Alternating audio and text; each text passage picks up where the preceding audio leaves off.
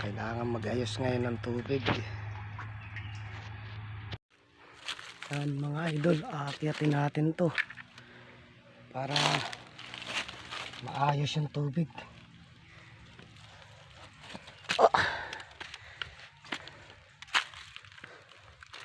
Mataas na batuhan,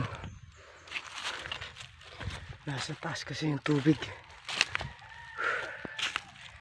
Yan mga idol, tuyo na ang aking pinagkukunan ng tubig.